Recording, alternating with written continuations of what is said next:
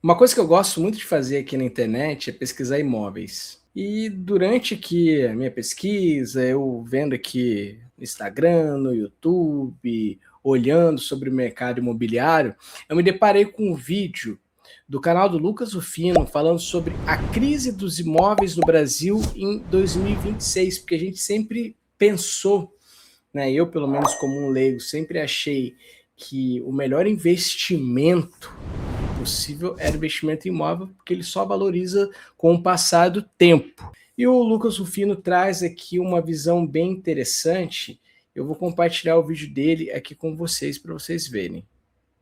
E vamos reagir junto aqui. Imóvel sempre valoriza. Compra tijolo, tijolo nunca desvaloriza. Aquele seu tio rico ou vizinho que tem 10 apartamentos alugados sempre falou. Só tem um problema com essa história, ela tá muito desatualizada. O jogo mudou completamente e tem gente perdendo muito dinheiro porque continua acreditando numa narrativa que funcionava nos anos 80, mas hoje não funciona mais. Hoje eu vou... Anos 80? Pô, tô bem atrasado então na narrativa aqui. te mostrar números reais do mercado imobiliário brasileiro em 2026. E por que comprar imóvel hoje, na maioria dos casos, é uma péssima decisão financeira? Primeiro, vamos quebrar um mito aqui, que o imóvel é um ótimo investimento. Nem sempre é e nunca foi garantido. Hoje, menos ainda. Imóvel é um ativo real que passa uma segurança para o investimento. Só que ativo real significa que ele não deve perder para a inflação no longo prazo, ao longo de décadas. Agora, valorizar acima da inflação, isso depende de muita coisa. Localização, infraestrutura, crescimento populacional, economia e... Tem a questão da inflação. A gente está em um momento de uma Selic muito alta. Quanto que está a Selic, gente? Estava em 15%, eu lembro que tinha baixado para 14 alguma coisa. 14,25%. Altíssima. Se a gente pegar aí o histórico da Selic, estava bem mais baixo anos atrás. Principalmente oferta e demanda. E aqui que o Brasil de 2026 está muito diferente do Brasil que seu tio conhecia lá atrás. Porque lá atrás, qualquer imóvel valorizava. Qualquer terreno no meio do nada ia virar bairro em 10 anos. Porque a população crescia muito, muito acelerado. A taxa de natalidade aqui no Brasil era de 6,3 filhos por mulher. Hoje já é só de 1,5. A população brasileira, segundo as previsões, vai começar a encolher a partir de 2042. Alguns estados como Rio Grande do Sul e Alagoas já começam a encolher em 2027. Então aquela lógica de compra um terreno longe que daqui 15 anos vai ter cidade, acabou. Pode até... Boa reflexão, hein, Lucas? Verdade, faz todo sentido. Todo sentido.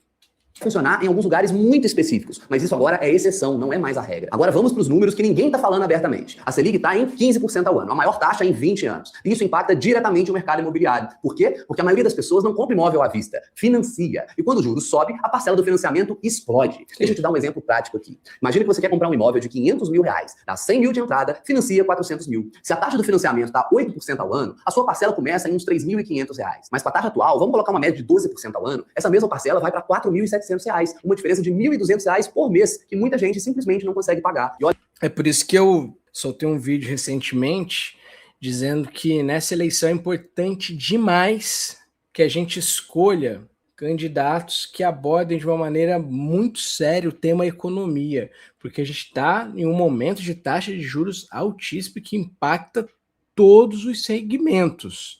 Né? E a gente está vendo aqui o Lucas Rufino falando sobre o mercado imobiliário. Olha só o que está acontecendo. 79,5% das famílias brasileiras estão endividadas. 30,5% das famílias estão atrasando parcelas. E sabe o que acontece quando você atrasa 90 dias de um financiamento imobiliário? O banco tem o poder de retomar o imóvel e colocar em leilão. Em 2018 foram 200 imóveis por mês indo a leilão. Hoje, entre 800... É muito triste. Eu moro em condomínio. Aí na última assembleia condominal aqui, a gente teve aí um aumento da taxa de condomínio justamente por causa de inadimplência, né? Mas a taxa de condomínio, né, se deve para a empresa que faz a administração no condomínio, e junto com a taxa de condomínio existe uma inadimplência muito grande das parcelas dos apartamentos que as pessoas assumiram para pagar, e já tem aqui algumas unidades que infelizmente estão indo a leilão. Isso é bem triste, eu fico bem chateado com isso. E 1.000 imóveis por mês. Se a gente olhar o número anual, em 2022 foram 9 mil imóveis leiloados no ano inteiro. 2024 foram mais de 100 mil. E só no primeiro semestre de 2025 foram 116 mil imóveis. Só lembrando, né, eu falei aqui de aumentar o condomínio justamente porque quando há inadimplência, né, no caso do condomínio, os que estão pagando acabam pagando para poder compensar os que estão devendo. Pense muito bem se você for financiar um apartamento. Você lida com essas coisas. Isso é uma avalanche de oferta entrando no mercado. E se tem mais oferta e menos gente comprando, o preço cai. Agora, vamos falar por que a história do seu tio que comprou 10 apartamentos e ficou rico não serve para você. Ele comprou em outra época, outro Brasil, nos anos 80, 90, inícios de 2000. Enquanto o Brasil ainda estava crescendo, a população estava explodindo e a cidade se expandindo. Tinha história de gente trocando terreno por geladeira, por linha telefônica. E isso funcionava, porque a demanda era gigante. Mas o cenário mudou completamente. A população parou de crescer no ritmo que crescia. Impostos sobre imóveis aumentaram muito. O IPTU, que era baratinho, explodiu. O governo criou agora o CPF dos imóveis para rastrear melhor o ganho de capital. Verdade, gente nem sentia o pagamento do IPTU, hoje em dia está bem diferente. E qualquer alteração no imóvel aumenta o IPTU também. E aluguel. Agora veio ainda a reforma tributária que vai fazer o imposto sobre o Airbnb chegar a 44% em alguns casos. Ou seja, o jogo ficou muito mais difícil. Então quando seu tio fala compra imóvel que não tem erro, ele está falando do jogo que ele jogava e não o jogo que você vai jogar agora. Então a gente até tem que entender que quando alguém mais velho fala, olha, eu comprei a minha casa, eu com a sua idade tinha carro, casa, filho e não sei o quê, era um contexto totalmente diferente de hoje em dia. Ah, mas que o filho está na casa dos pais com 30 anos, 30 e poucos anos. É isso mesmo. Até porque para você terminar esse ciclo de estudos, né, termina a escola, termina a faculdade, de repente faz uma pós, um mestrado, se prepara adequadamente para poder entrar no mercado de trabalho ou progredir no mercado de trabalho, porque você entra antes, depois de formado, ou quando está ali fazendo sua faculdade, mas você ganha pouco. Até você ganhar um valor que permite você comprar um imóvel, ter um bom carro, formar uma família, você já tem que estar em um nível aí de maturidade grande nos seus estudos, na sua vida profissional. É um panorama, uma realidade de sociedade diferente que a gente vive hoje. E muitas pessoas de outras gerações não conseguem entender isso. Vamos falar dos 3 tipos de... E também, se você tem 30 anos, está aí correndo atrás aí das suas coisas, estudando, trabalhando e ainda mora com os pais, não se sinta mal. Continue a sua caminhada. Vá em frente que o exemplo do passado não se aplica ao exemplo atual.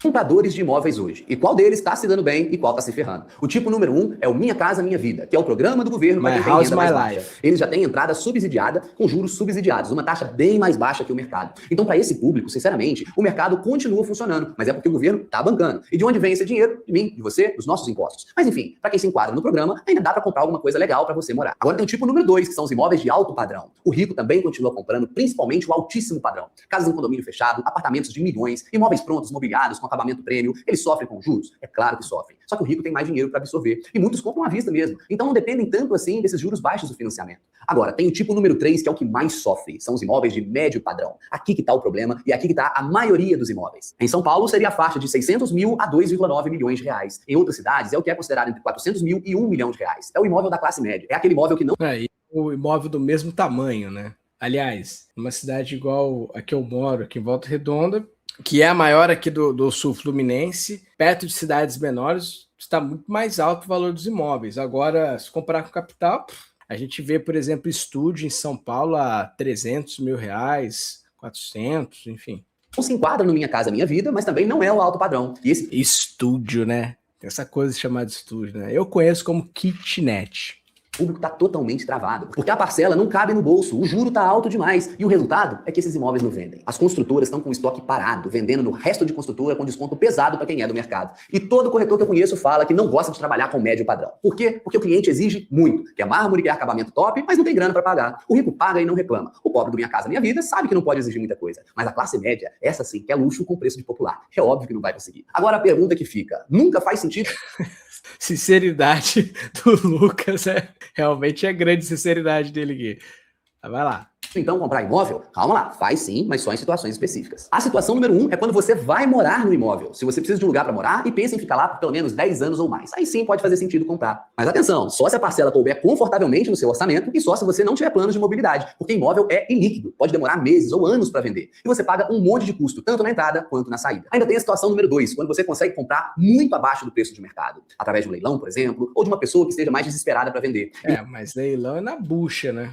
Imóveis com problema que você consegue resolver. Aí até pode fazer sentido. Só que você precisa entender muito desse mercado. Isso não é para amadores, não. E tem a situação número 3, quando você tem muito dinheiro sobrando e quer diversificar. Só que aqui eu tô falando de dezenas e dezenas de milhões. E aí, quando você já tem uma carteira sólida de investimentos, tem reserva, tudo estruturado, e quer colocar uma parte disso em imóveis para diversificar. Aí sim, pode fazer sentido, até porque... Mas quem tem muito dinheiro aí prefere investir em ativos e fundos imobiliários. Se você tem muito dinheiro, você tende a conseguir condições muito melhores. Agora, fora dessa... Dá muito trabalho você ter uma série de imóveis para locação. Eu fico imaginando o perrengue que é lidar com tudo isso. Eu já vi vídeos aí na internet de muita gente que investiu em imóvel e se arrependeu. Principalmente quem tem imóvel, por exemplo, no litoral, comprou o imóvel como investimento e o imóvel dá muita manutenção, fora a bagunça de quem aluga, né?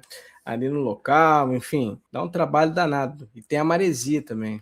Essas situações, provavelmente não vai valer a pena. Esse negócio de comprar um terreninho qualquer que o corretor veio te oferecer, falando que é um excelente investimento, em 99,9% das vezes é furada. Seu dinheiro fica lá parado e não rende nada. E se você quiser vender, não consegue. Da mesma forma, você pensar em comprar umas casinhas de aluguel, apartamento de aluguel para viver de renda, normalmente é a pior ideia possível para você ter uma aposentadoria tranquila. Dá muito mais trabalho do que parece, é muito mais difícil você fazer aquilo gerar renda para você não tem liquidez e várias outras desvantagens. Com o mesmo dinheiro, você construiria uma carteira muito mais robusta, muito mais completa e diversificada, tendo liquidez para você movimentar. O Lucas Rufino é investidor, né? A hora que você quiser. Agora, entenda uma coisa também. O mercado imobiliário é cíclico. Juro alto hoje, demanda baixa, o preço cai ou para de subir. Mas quando o juro baixar consideravelmente, e ele vai baixar em algum momento, a demanda vai voltar. E aí os preços sobem de novo. Então, se você tem que comprar um imóvel para morar, agora pode ser um momento interessante. Porque tem muita gente desesperada para vender. Tem muita oferta e pouca demanda. Você consegue negociar muito bem os preços. Imóvel de 1 milhão, chega e oferece 700 mil, 750 mil. Vai ter gente que aceita, porque tá lá com o dinheiro parado, pagando... Quem tem aí 700 mil sobrando, vai que vai. Condomínio, IPTU, e não consegue vender de jeito nenhum. Mas, de novo, só faz isso se for um imóvel para você morar e se a parcela couber no seu bolso. Não compra um imóvel como investimento achando que vai ficar rico, porque as chances são muito baixas. Olha, a narrativa do imóvel sempre valorizar, ela precisa morrer. Ela funcionava em outro Brasil, com outra demografia e outra economia. Hoje, o jogo é diferente e tem muito mais opções melhores de investimento. E quem não entende que essa dinâmica mudou, vai perder dinheiro. Aqui na Simpla Invest, a gente cuida do patrimônio de mais de 3 mil famílias. Gerenciamos mais de 1 bilhão de reais. E uma coisa que a gente sempre fala é que imóvel não é necessariamente um bom investimento. Pode fazer sentido para morar, pode fazer sentido em situações muito específicas. Mas não é a primeira coisa que você deveria fazer com o seu dinheiro. A gente trabalha com estratégias completas de investimento. Renda fixa, renda variável, fundos imobiliários, que é o mercado imobiliário também, investimentos internacionais, porém tudo isso integrado numa estratégia que faz sentido para o seu momento e para os seus objetivos. Se você quer entender como estruturar o seu patrimônio de forma inteligente... É isso. Esse é o CTA do Lucas. Legal o vídeo dele. Vou deixar o link do canal aqui na descrição. E achei bacana a reflexão no vídeo. E de fato a Selic está muito alta, a taxa de juros lá nas alturas, fica realmente complicado financiar um imóvel. Como eu citei aqui para vocês, existe uma realidade que eu vejo aqui de pessoas que não estão conseguindo arcar com o seu financiamento e acabam perdendo, né, os seus apartamentos, enfim, eles vão a leilão. Realmente é uma situação muito complicada. Eu penso o seguinte, com um mundo completamente conectado, se você tem a possibilidade de trabalhar em home office, se você tem a possibilidade de ganhar sua vida, fazer a sua renda, sem precisar se deslocar a um grande centro, acho completamente válido procurar um local um pouco mais afastado, que seja mais barato um imóvel. Eu faço esse movimento. Aqui onde eu moro é numa região mais afastada da cidade. Quem sabe no futuro eu vá para lugares mais afastados ainda, que é algo que eu penso bastante, porque é mais barato e como eu, por exemplo, trabalho na minha casa, para mim o que importa é da porta para dentro. Mas e aí, gente? A gente ouvia muito antigamente a frase quem investe em terra não erra. Mas será que erra? Não sei, né? A gente fala terra, mas vamos colocar imóvel aí. É isso, valeu!